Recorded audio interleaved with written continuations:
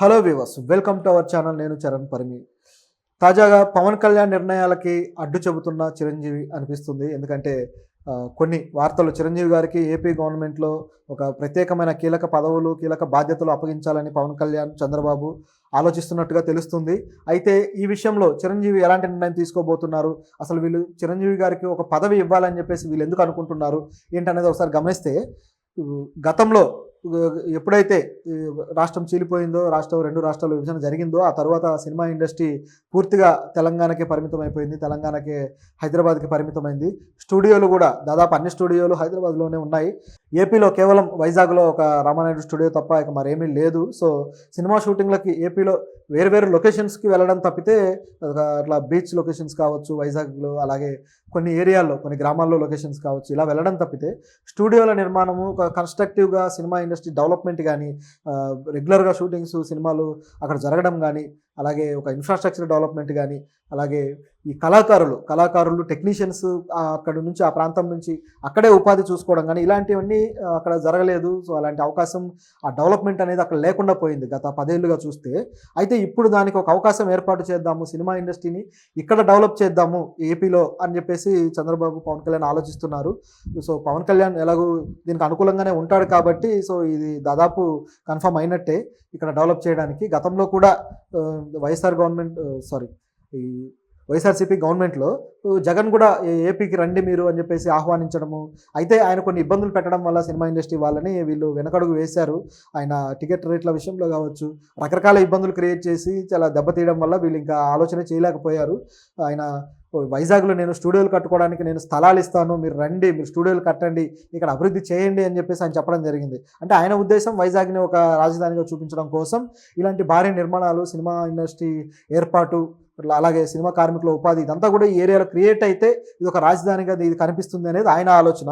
కానీ దానికి వీళ్ళు మొగ్గు చూపలేదు. సో ఎందుకు మొగ్గు చూపలేదనే తెలిసిందే, ఎందుకంటే ఆయన ప్రణాళికలు కొంచెం డిఫరెంట్గా ఉండటం వల్ల.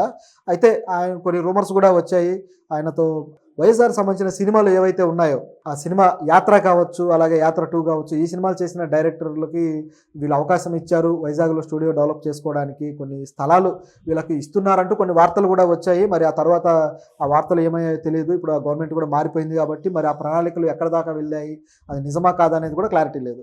అయితే ఇప్పుడు ఆంధ్రప్రదేశ్లో పవన్ కళ్యాణ్ కొత్తగా కొన్ని నిర్ణయాలు తీసుకుంటున్నారని చెప్పి తెలుస్తుంది. అదేంటంటే, ఈయన ఏపీలో డెవలప్ చేయడం కోసం చిరంజీవిని రంగంలోకి దించితే, చిరంజీవి గారు కానీ వస్తే ఈ డెవలప్మెంట్ త్వరగా జరుగుతుంది, ఈ సినిమా ఇండస్ట్రీకి సంబంధించిన డెవలప్మెంట్ అనేది ఇప్పుడు వీళ్ళ ఆలోచన అనమాట. ఎందుకంటే ఎవరో ఒకరు ఇనిషియేటివ్ తీసుకోవాలి, దానికి ఒక సూత్రధారిగా, దానికి ఒక కీలకమైన ఫౌండర్ లాగా నిలబడి దాన్ని డెవలప్ చేయాల్సిన పరిస్థితి ఉంటుందన్నమాట. ఇది ఒక పెద్ద ప్రణాళిక లాంటిది. అమరావతి నిర్మాణం ఎలాంటిదో, ఒక ఇండస్ట్రీని డెవలప్ చేయడం కూడా అలాంటిదే, ఆషామాషి వ్యవహారం ఏమీ కాదు.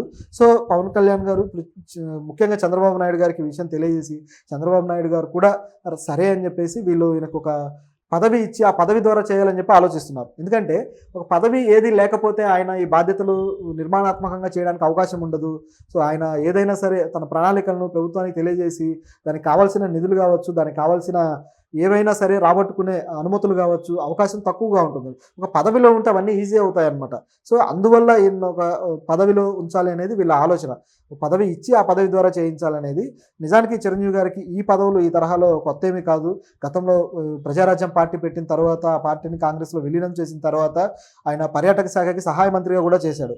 పర్యాటక శాఖ సహాయ మంత్రిగా ఆయన నిజానికి మన దేశానికి అప్పటికి పర్యాటక శాఖలో మనకున్న ఆదాయం కేవలం 1.5% ఆర్ 2% మధ్యలోనే ఉండేది, చాలా తక్కువ.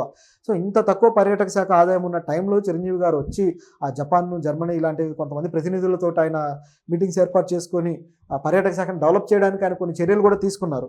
అండ్ ఆయన ఇండస్ట్రీ పరంగా ఆయన ఎన్నో దేశాలు తిరిగాడు కాబట్టి, ఎన్నో దేశాల్లో ఈ పర్యాటక శాఖ, దానికి సంబంధించిన విషయాలన్నీ ఆయన కొద్దిగా గొప్ప అవగాహన ఉంది కాబట్టి, అంటే ఆయన వీళ్ళు వెళ్ళేది కూడా, షూటింగ్స్కి వెళ్ళేది కూడా ఈ పర్యాటక స్థలాలకే వెళ్తారు కాబట్టి వీళ్ళకి ఆ అవగాహన బేసిక్గా ఉంటుంది కాబట్టి అలాంటి అనుభవాన్ని అందులో పెట్టడం జరిగింది. అదేవిధంగా ఇప్పుడు ఏపీలో కూడా ఇలాంటి అనుభవాన్ని ఉపయోగించే అవకాశం లేకపోలేదు.